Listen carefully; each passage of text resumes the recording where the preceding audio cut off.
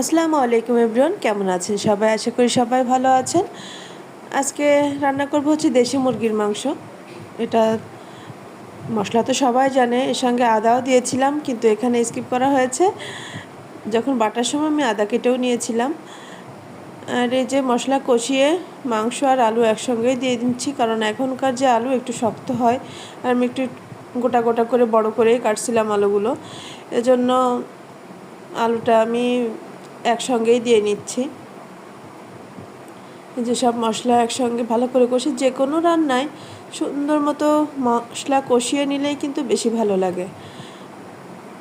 আমার ভিডিওগুলো যদি আপনাদের কাছে ভালো লেগে থাকে, প্লিজ লাইক কমেন্ট শেয়ার করবেন এবং আমার পাশে থাকবেন। আমি চাই যে প্রত্যেকটা মানুষ যেরকম, মানে আমরা যারা কন্টেন্ট ক্রিয়েটার আছি, যারা চাই সবসময় একে অপরের পাশে থাকি, এটাই কিন্তু আমাদের ফেসবুক বলে দিয়েছে যে আপনারা একে অন্যকে সাহায্য করবেন এবং একসঙ্গে এগিয়ে যাবেন। আর যার ভাগ্যে লেখা আছে ফেসবুক থেকে টাকা ইনকাম করা, সে অবশ্যই করতে পারবে। তার মধ্যে চেষ্টা করে যেতে হবে, যে যেমন পারবে। আমি কাঁচা মশলাগুলো কিন্তু আগে কষিয়ে নিয়েছিলাম, আর এখন হচ্ছে শুকনো মশলা সবগুলো দিয়ে দিলাম। যে ধনের গুঁড়া, হলুদের গুঁড়া, তারপরে মরিচের গুঁড়া, এভাবে যে দিয়ে আমি ভালো করে কষিয়ে নিচ্ছি। আর দেশি মুরগির মাংস একটু জালটা তো একটু বেশিই লাগবে। ভালো করে কষিয়ে নিলে এরপরে যে পটটাতে আমি রেখেছি পানি, মানে মশলা রেখেছিলাম, সেটা পানি দিয়ে আমি ধুয়ে দিচ্ছি, কারণ আমি কখনোই চাই না যে মশলাগুলো আমি, মানে মাখা মাখা যে মশলাটা থাকে ওইটা দিয়ে আমি সবসময় এরকমই করি। আমরা মনে হয় যারা গৃহিণী আছি সবাই মনে হয় এরকমই করে। আমি মনে করি যে মশলা, বাটা মশলা যেখানে রাখা হয় সে পটটা আমরা ধুয়ে, বা সে পাত্রটা আমরা ধুয়ে তরকারিতে দিয়ে দিলেই তো আমাদের আর ওইটা নষ্ট হলো না। এভাবেই তো ছোটো ছোটো করে জিনিসগুলো আমরা যদি সেভ করে রাখার চেষ্টা করি, অল্প থেকে বৃহতের সৃষ্টি, তাই না?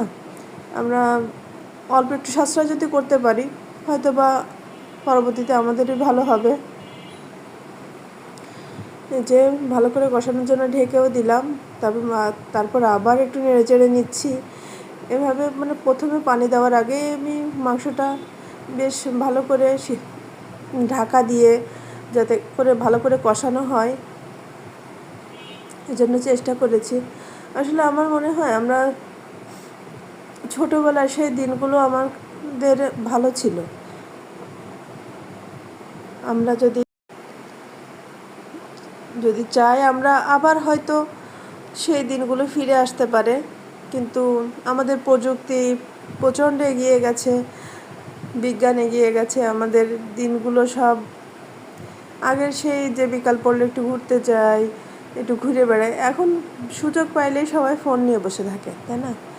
সুযোগ পাইলেই সবাই চায় যে ফোনে সময় কাটাতে। বিনোদন তো সব এখন হাতের মুঠায়, কিন্তু আমরা যে একটু সকালবেলা হলে হাঁটাহাঁটি করা, বিকেলবেলা হলে একটু ঘুরতে যাওয়া, হাঁটাহাঁটি করা, এতে যে শরীরের কতটা উপকার হয় তা সেটা কিন্তু আমরা যারা আগে, আমরা 90 দশকের মানুষ যারা ছিলাম, আমার 90 দশকে জন্ম, তো ওই যে আমাদের যে ছোটোবেলার যে দুরন্তপনাগুলো, এ গাছে উঠতেছি ও গাছে উঠতেছি, মানে এটা অন্যরকম, আর সবার ভিতরে একটা কমিউনিকেশন অন্যরকম। আর এখনকার ছেলে মেয়েরা তারা কিন্তু এইটাই শিখতেছেন যে সামাজিকতাটা কী।